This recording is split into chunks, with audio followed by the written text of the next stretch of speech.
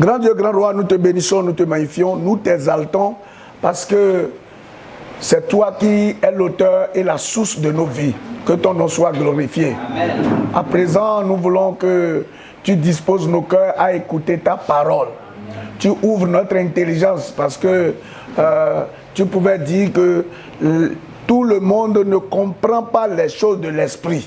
Je prie que ce matin, le Saint-Esprit dispose les cœurs afin que tous ceux qui seront là puissent saisir la pensée de l'Éternel.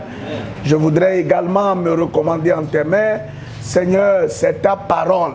Et tout ce qui touche à ta parole, j'ai besoin de ton Esprit Saint. Que le Saint-Esprit m'anime, me guide et m'oriente, moigne, afin que je puisse parler de ta part comme tu l'as souhaité. Au nom puissant de Jésus-Christ, nous avons prié. Amen. Amen. Bien-aimés chers frères, une fois encore, bonne arrivée à cette séance d'école de dimanche. Mes frères, c'est vrai que lorsque nous entendons l'évangile, il y a une motivation, on se rend compte de son état et on voit tout de suite qu'on a besoin d'une assistance et ce n'est que le salut qui est ce qui correspond à notre besoin.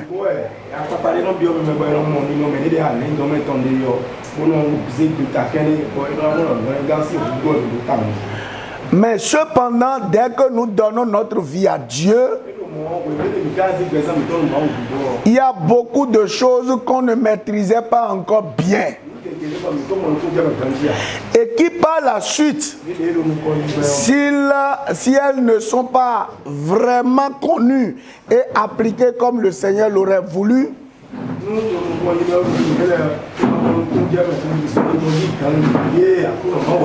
les résultats escomptés ne sont pas souvent au rendez-vous. Donc, ce qui permet d'aller en profondeur, c'est le renouvellement de l'intelligence. Voyez, quand votre intelligence est renouvelée, c'est-à-dire quand Dieu enlève les pailles, les voiles qui vous permettaient de réaliser certaines choses, vous commencez maintenant à voir clair la chose dans leur nature.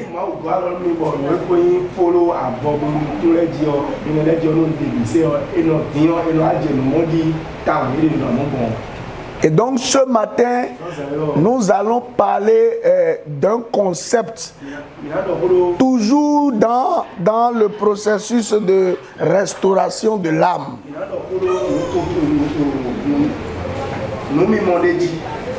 Voyez, aujourd'hui, beaucoup parlent de ça sans comprendre ce que c'est. Il s'agit de la repentance. Donc notre thème de ce matin, c'est la repentance.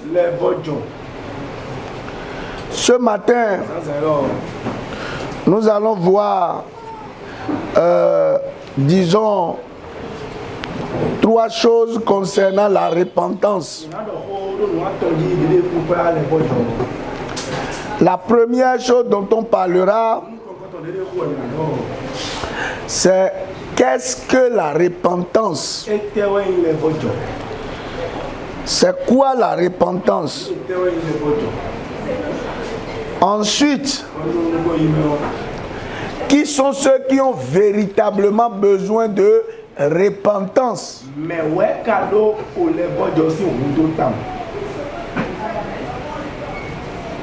Et pour finir, comment j'ai la certitude que je me suis vraiment repenti? Le premier pas important dans le processus du salut est la repentance.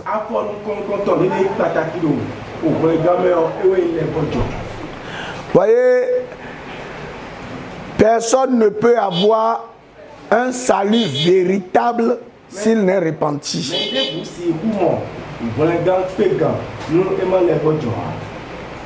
Comme je le disais tout à l'heure, quand les gens décident de suivre le Seigneur, il y a certaines choses qu'ils ne perçoivent pas encore correctement. Et vous savez, la repentance fait partie des choses mal comprises.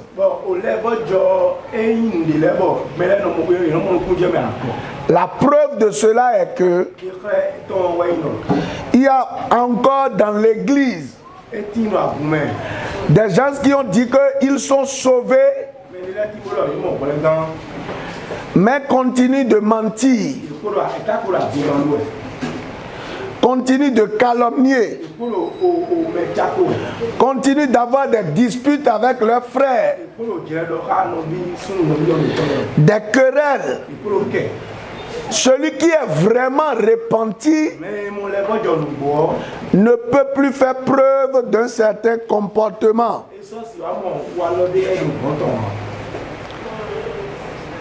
C'est quoi la repentance d'après vous?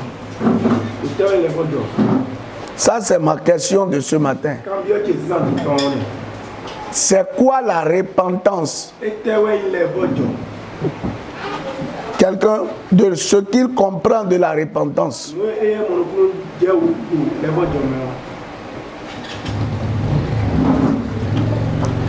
Oui, monsieur Sonoye, après madame Andewa, ouais. La repentance est la douleur qu'on éprouve après ses péchés. La douleur éprouvée après ses péchés. Ok. Oui. Oui. La repentance, selon moi, c'est d'abord reconnaître son état de pécheur et prendre maintenant la décision de ne plus regretter, prendre la décision de regretter et prendre la décision de ne plus reprendre. Oui, frère Moïse. La repentance, c'est un changement total de pensée et d'action. C'est-à-dire, je prends la résolution dans mon cœur de ne plus poser tel acte et je l'amène à l'accomplissement. C'est un changement total de pensée et d'action. Ok. Je pense que toutes les réponses se complètent. Douleur, reconnaître, disons, son état et changer d'attitude ou bien changer totalement de mentalité.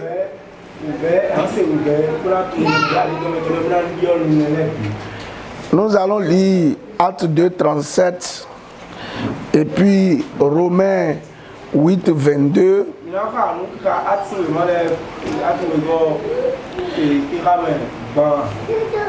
Actes 2, 37 dit: après avoir entendu ce discours, ils eurent le cœur vivement touché. Et il dit à Pierre et aux autres apôtres: hommes frères, que ferons-nous? Voyez, première chose qu'on a vue, le cœur est vivement touché. Voilà, ça c'est capital. On ne peut pas dire que je me répands sans qu'il n'y ait cette tristesse, ce remords d'avoir fait quelque chose que soi-même on juge maintenant mauvais.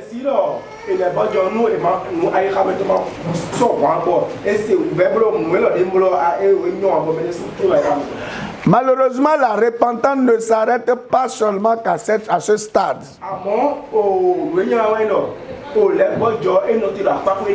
Beaucoup s'arrêtent à ce stade. Parce que, voyez, Judas aussi a eu du remords. Ou bien, il était vraiment triste pour lui-même d'avoir vendu Jésus.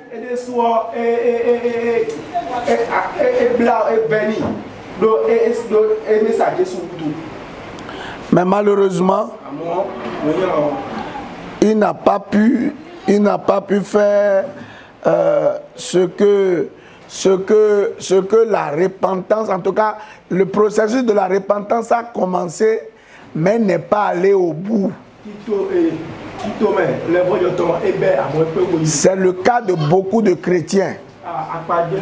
On sent le remords, on est gêné, sa conscience dérange, mais ça s'arrête là. Ce n'est pas encore la repentance. Quand nous lisons Romains 8, 22, on dit, oh, nous savons que jusqu'à ce jour, la création tout entière soupire et souffre des douleurs de l'enfantement.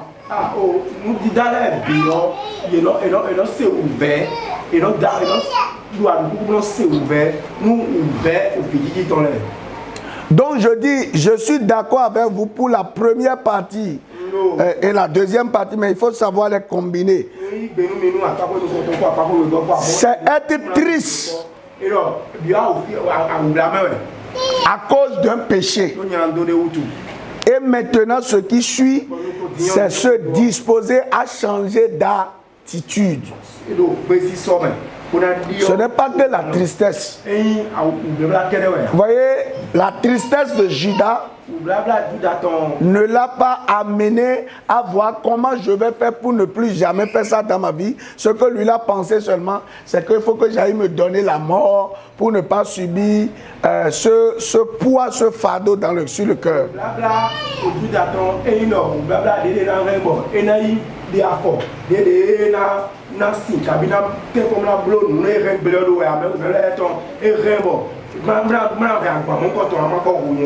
Donc effectivement, comme l'a dit tous ceux qui ont intervenu ce matin,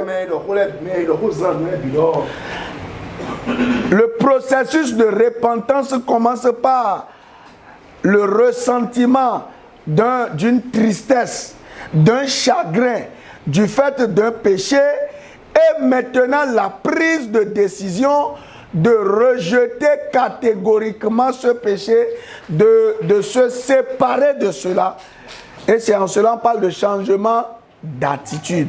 Donc en réalité,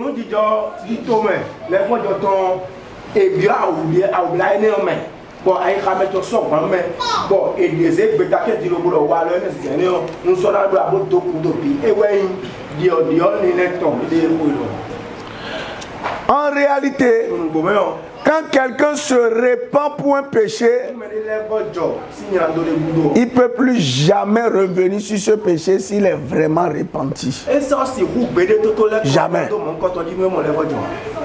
C'est ça le vrai problème. C'est pourquoi il dit que les gens croient avoir la repentance, mais ils ne l'ont pas.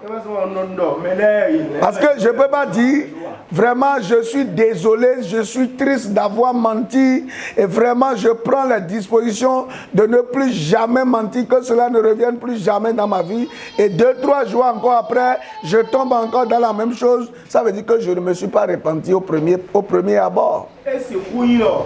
Dans un pétaquet, on a dit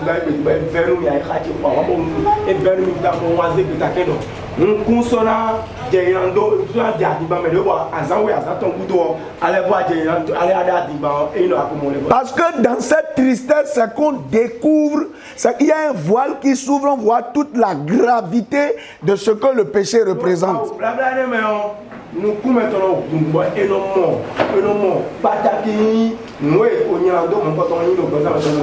C'est pourquoi 2 Corinthiens 3,16 nous dit: mais lorsque les cœurs se convertissent au Seigneur, le voile est ôté. Vous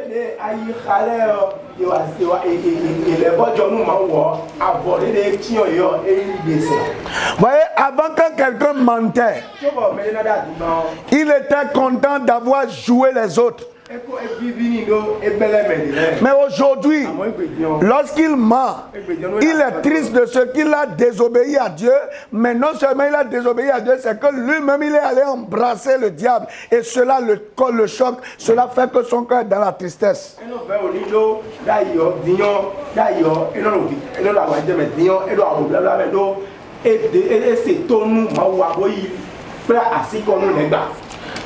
Le cœur, c'est-à-dire qu'il y a un voile qui quitte.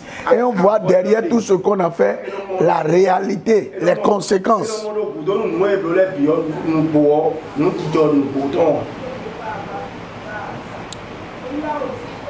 Deuxième chose,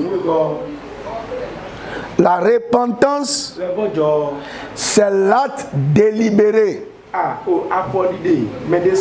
de se détourner du péché en manifestant de la tristesse et de la douleur pour ses péchés passés et la détermination de ne plus pécher encore.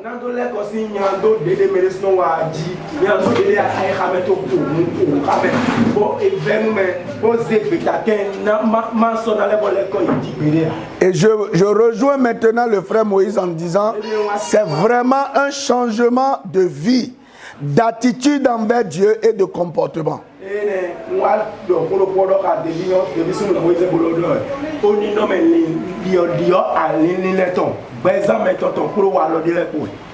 Sincèrement, celui qui est repenti, il change de comportement, il change d'attitude. Même sa vie aussi change.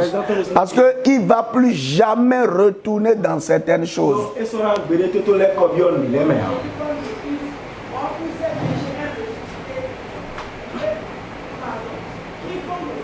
C'est ça le problème de beaucoup.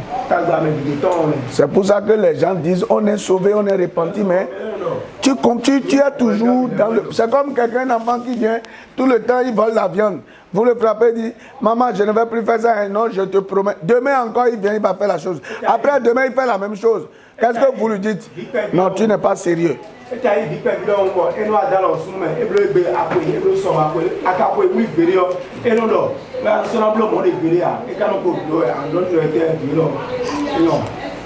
La repentance, le résultat, c'est un changement de vie, d'attitude, de comportement. Parce que comme j'ai dit, si quelqu'un prend la décision délibérée de se détourner d'un péché,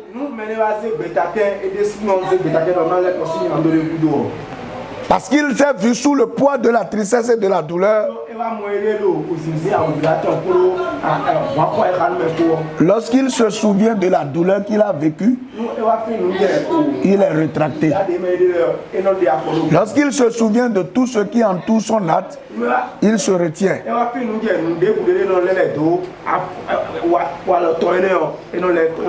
Pourquoi vous pensez qu'on frappe les enfants?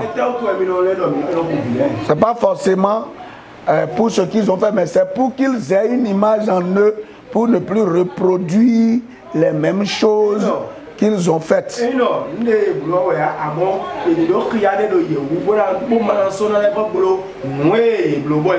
En se rappelant la douleur de la chicotte, quand ils veulent faire la chose, ils se disent, si je fais ça encore, on va me frapper. Mais beaucoup ont encore le cœur voilé qui ne perçoivent pas certaines choses. Combien ont compris que la pauvreté peut régner dans une vie à cause du péché? Pas parce que les gens ont manqué de capacité, mais non. À cause du péché, les gens peuvent vivre la pauvreté. Bon, qu'est-ce qui a tué Ananias? C'est le mensonge. C'est le mensonge qui a tué Ananias. Il n'a pas tué quelqu'un, il n'a pas cherché la femme de quelqu'un, mais lui-même, son propre argent là, il a menti sur ça. C'est pour ça qu'il est mort. Donc, souvent on pense que oui, c'est ceux qui ont tué. C'est pourquoi les gens, quand j'écoute les gens, ils disent, moi je suis là, je ne cherche pas la femme de quelqu'un, je ne veux pas du mal à mon prochain. C'est pour ça, bon, même si je ne vais pas à l'église, moi j'adore Dieu. Une autre caractéristique de la repentance, Jacques 5, le verset 16.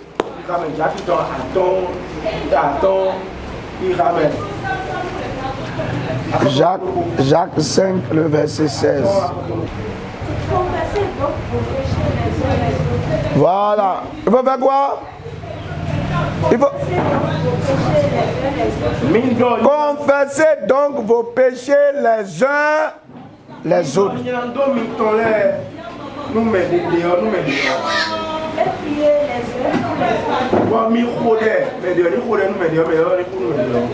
Donc, la caractéristique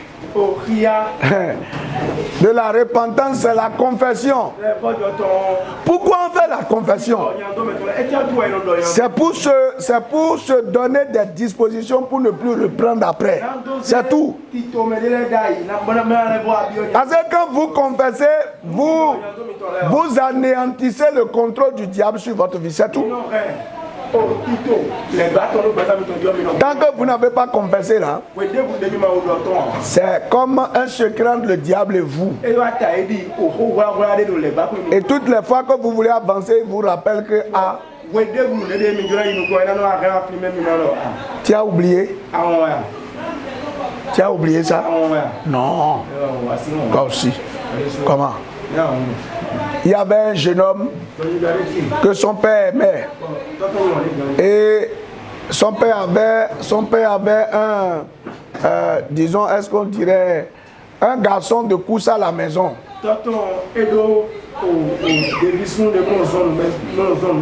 Et quand il voyageait, il a dit au garçon, il a dit, tout ce que mon fils va te commander là,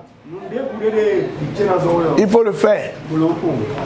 Mais il a dit au fils, sincèrement, j'ai un canard. Il ne faut pas faire quelque chose au canard. Et le fils là, un jour, il commandait le gars, il commandait bien. Un jour, il s'est dit qu'il va voir s'il est à droite. Il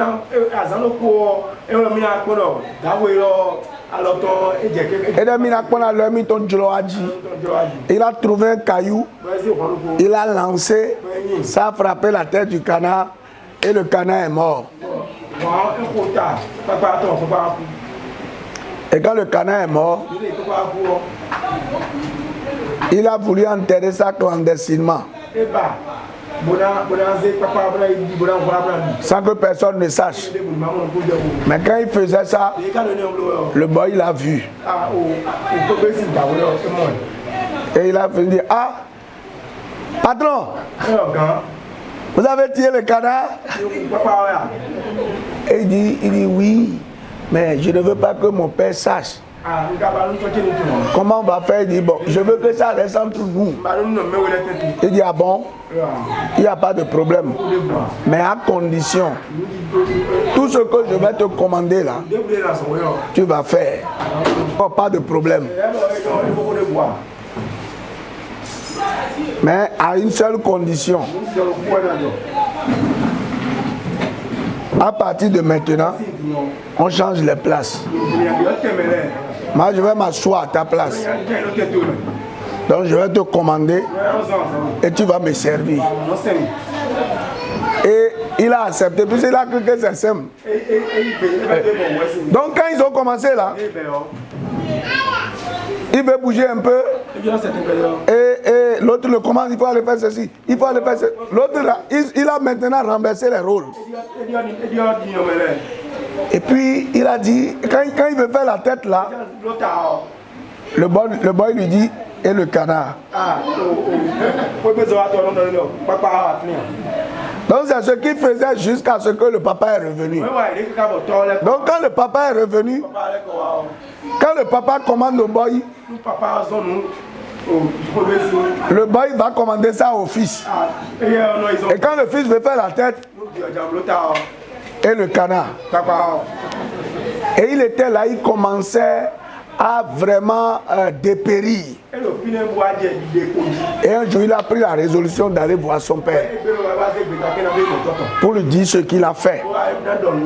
Donc il est allé, il a dit vraiment, quand il n'était pas là, voilà l'idée qui m'a animé, voilà ce que j'ai fait.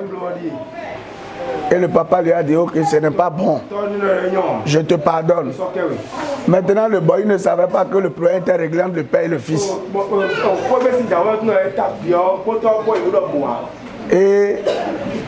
Et on l'a encore commandé, il a dit au fils,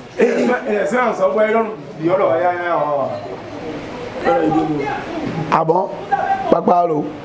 Il dit, ah bon, allez, il dort. Et quand il est allé voir le père a dit, ah bon, donc c'est à cause de ça que tu as malmené mon fils pendant des années. Je te renvoie. Voyez, quand vous n'avez pas vous caché des péchés, vous gardez des choses, c'est comme ça le diable, quand Dieu veut vous bénir, et toi tu te lèves pour la bénédiction, il se dit, c'est pour ça l'église, quand on presse, au lieu de saisir la parole, voyez, une voix vous dit, avec tout ce que toi-même tu as fait là. C'est ça que papa parle là. Ce n'est pas que je dis avec tout ce que tu as fait là.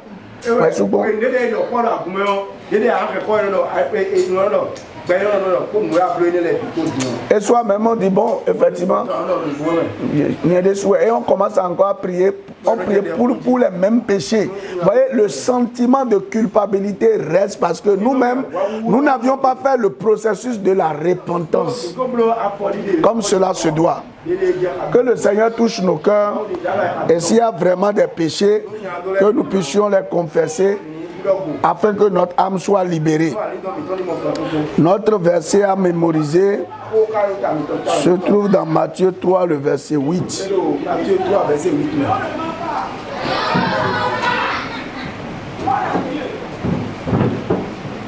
Produisez donc du fruit digne de la repentance.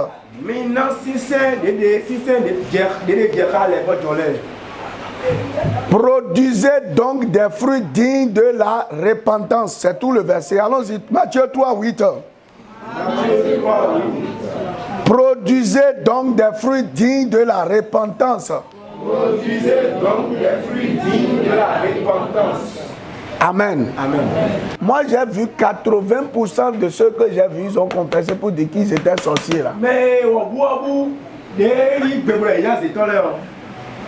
oui, mais il y a beaucoup à quoi on dit, non là ils t'ont jamais. Et non les gars, ça au fil des années là, ils retournent là-bas. La confession n'est pas la repentance, c'est le changement. Même le vrai signe de la repentance, c'est le changement de comportement. C'est-à-dire qu'on voit la personne changer d'attitude.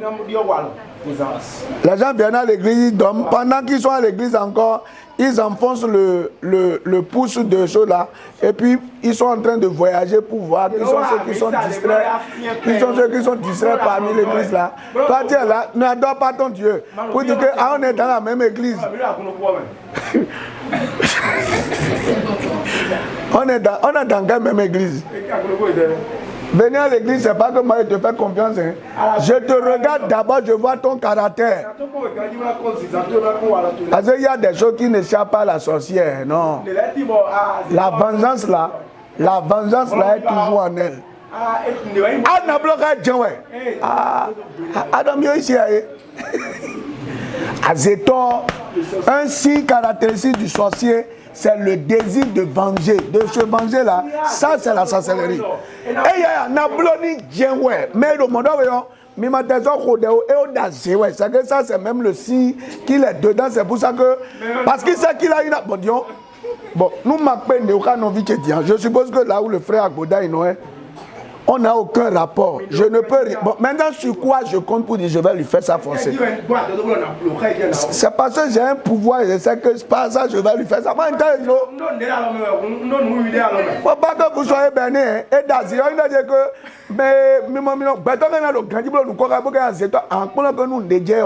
Comment il prend les choses? Il y a un peu mon nom. Ah, yo. Mi kan roje bio eno don hein. Mi kan bio. Ah, eno don hein. Ma ou doit dire que mi jo ron bibado. Dieu dit c'est à lui la vengeance. Mais quelqu'un dit que lui, quand on lui fait ça là, ah, il ne pardonne pas. Hein. Il ne lâche pas. Il dit, ce n'est que la mort qui l'empêche. Sinon lui, ah, il règle ça. Vous voyez, quelqu'un qui peut dire que non, ce qui s'est passé là, ce n'est pas contre Dieu vous avez péché, c'est contre moi vous avez péché. Et si ça ne serait pas avec moi, soyez sûr que l'affaire n'est pas terminée. Beto mono que mi wewa yana kanto kwa yana kanto ma udo mi na so akoto no meje we o azeto do po ne we ne ma ndo me ne o da zebo de me di hu. Est-ce que c'est clair? Donc c'est de voir le caractère de la personne. Na we ne nu da abala tese me de po mo na ko de ton grandio. No e do mi azeto bo de mi se o. Iba ko e bo ko na je ke e kan jo ko do adi no e je ko do no do ah mama mi ga o ise hu. Ma o da ni jo ko ba do hu. Bo do to argument ton le. Que Dieu nous aide. Oh, ok. Oui, frère Gérard. Est-ce que ça compris? La repentance, c'est le changement de comportement. C'est ça même. C'est pas confession, c'est pas parole. Oh, le Seigneur, quelqu'un qui dit, avant là, moi, je fumais beaucoup. C'est la cigarette. Ok. Il faut voir, il faut le regarder. Est-ce qu'il a vraiment laissé? Si tu le vois toujours, il prend son bic, il fait toujours comme ça, avec le bic là.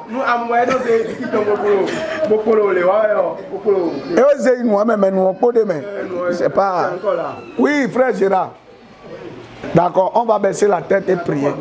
Mon frère, ce matin, quand tu regardes ta vie, est-ce que tu es sûr que la repentance est totale? Que tu es vraiment repenti? Prions au nom puissant de Jésus. Tu connais les domaines de ta vie où tu sais qu'il y a des choses encore à faire. Tu sais là où tu fais des efforts pour qu'il y ait de changement. Et c'est là que tu dois dire à Dieu, Seigneur, par rapport à tel caractère, par rapport à tel comportement, je sens que j'ai besoin encore de toi. Seigneur, voilà mon secours. Merci parce que tu le fais. Au nom puissant de Jésus-Christ, nous avons prié. Amen. Éternel notre Dieu. Notre Dieu, tu es le Dieu puissant. Tu règnes, tu vis éternel.